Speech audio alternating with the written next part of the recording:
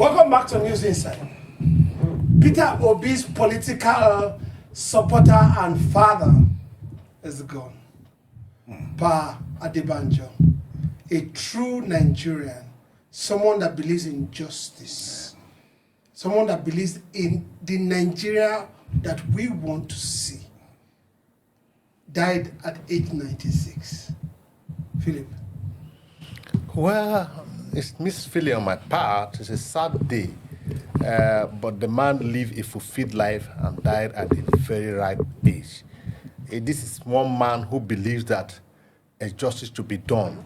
He wants to see Nigeria work, irrespective of what people think. He doesn't think about himself, but he thinks about the generality of the people of Nigeria. He wants the best for Nigeria. He believes in the best. He fought for it. And it's unfortunate he never lived to see that Nigeria he wanted for every one of us. One of the person that didn't believe in religion, ethnicity, a detribalized Nigeria of sorts. May he so rest in perfect peace. And may God continue to support the family. Because though it's recorded that he died peacefully this morning, but I can tell you that with somebody like Pa Adebanjo, people will be mourning very, very well. There was this story they told us when we were kids that death is a servant, is a personality that has a master. Death used to see, he used to hear people before. So when the master sends him to earth, say, go and bring somebody.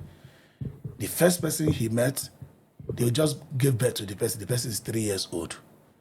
So they went back. So the person I met is just 3 years old. He's just managing to learn how to talk. The master said, go back and get me somebody. Death came back again, met somebody at the wedding reception, said, you can see we are just doing wedding. We have not even given birth to children. Allow us more. Death now went back again. Death now got there. The master said, okay, go back. Death went back again, saw a grandmother, said, I wanted to see my great-grandchildren. Allow me to see my great-grandchildren. Death went back again. The master got angry. The master removed his eyes, blocked his ear. Death does not see, and death does not hear. The master now sent death to earth. Go and get me somebody. Death now got to earth. The first person the death, hand touch, bam, pew. That is why death can take anybody. A day-old child can die. A 156-year-old man can die. Okafor, where did you hear this story? Anybody can die. Okafor, where otherwise, if death has eyes and ears, Pa Adebanjo should not die. Let me clap for that. Good story. Good story. Pa Adebanjo should not die because this is a man who stood out for Nigeria that works for everybody. Like he said, unfortunately, we have to submit to the will of God. He didn't live physically to enjoy it, but somehow, I believe spiritually, he will enjoy it. Like I told Okafor, a detribalized Nigerian, somebody that stood for what he believed. He said Peter Obi should be the next president of Nigeria. He threw his support. He shied away from, even when they were insulting him, he didn't mind. I mean, he stood his ground. You see, Pa Ayo Adebanjo is a true Nigerian. He's a patriotic Nigerian. To think that Ahmed Bola Tinubu is from the West and the contest was between somebody from the East and the West, and he said, no, this is a better person. He's younger, he has what it takes, on the energy to move Nigeria forward. You can't find it easy in this country. We have prominent Nigerians who could, from the West, who could not stood for the truth. People we respected, noble lottery and all of that gave him to the hand of tribalism, but not Pa Adebanjo. He's a man with a different. He said, look, if we must, get that Nigeria that works for every one of us, that Nigeria that we need, then we should give it to Obi. It is not gainsay to say that Peter Obi had lost a father, not biologically, not politically, a true father who believes in him. It's not only son that believes in his father. His father can believe in his son that this, my son, will do me great. And that's what Pa Adebanjo is to Peter Obi. It's a sad day for us. It's a very, very sad day. Like I said, may his soul rest in peace. And we believe that even though he do not live to see that great Nigeria that he dreamt of, his spirit will witness it one day, not too far from the future. Well, we also see some other people coming up in that state.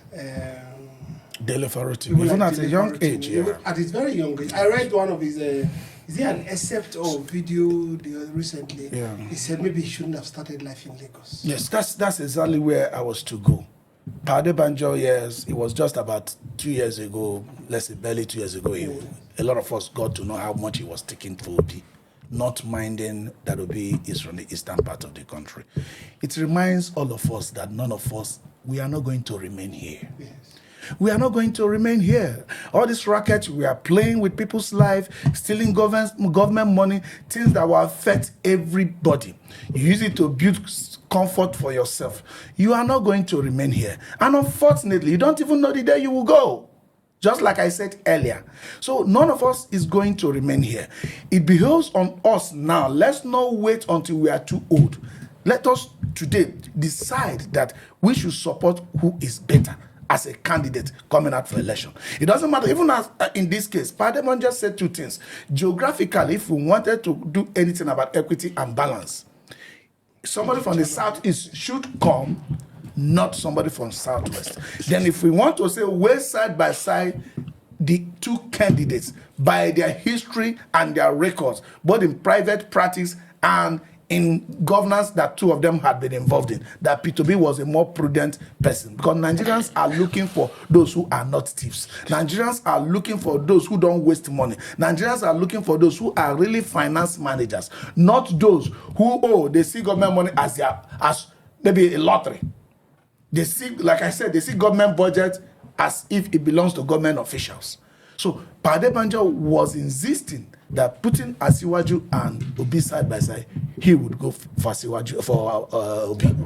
And he stood by that, fought for Obi, spoke for Obi, convinced people for Obi, campaign for Obi, even went into disagreement with his Afenifere members, all for Obi. Obi has lost a father. You can't beat it.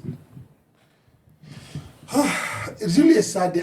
I really wish, because the way you spoke just now reminds me of so many of the politicians that are killing, maiming, according to the former River State Governor Amechi. They say the politicians, they kill, they maim. I mean, these are people. This is a man that lived a more simple life, though he was more influenced by the Afenifere. He was on that political platform. Everybody must belong to a political platform. That's right. But your political platform must be what you use for the betterment of the whole other nation and all that.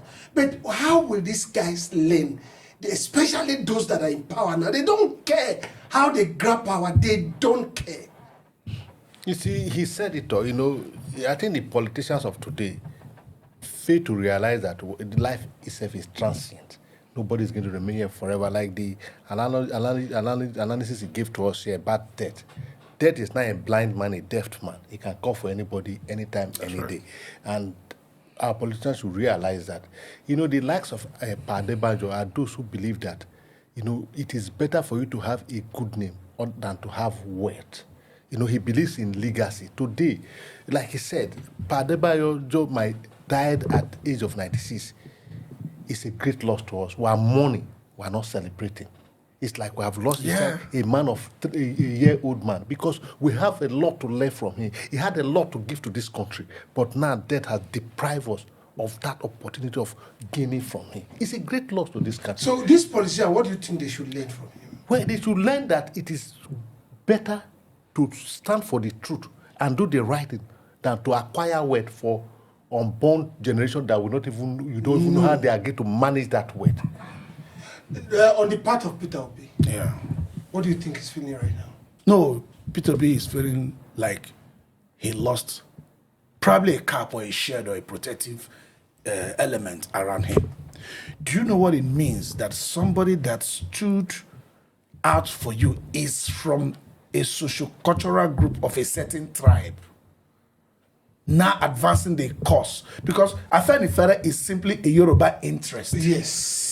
You can establish some abandonment of that interest. Yes. Since somebody that Obi was contesting against, it wasn't from the north. No. He was from that the enclave as well. So he lost a protective shade. He also lost, I don't know how, how he can replace Adebanjo. There is nobody today I see that can do that for Peter Obi. But again, maybe God will find a way of putting it for him. Well, we can't do more than this. It's actually a gloomy day for us learning of these deaths. We normally pray that the effort of our heroes past will not be in vain. The effort of Pa Adebanjo will yield something someday. We'll be right back on News Insight.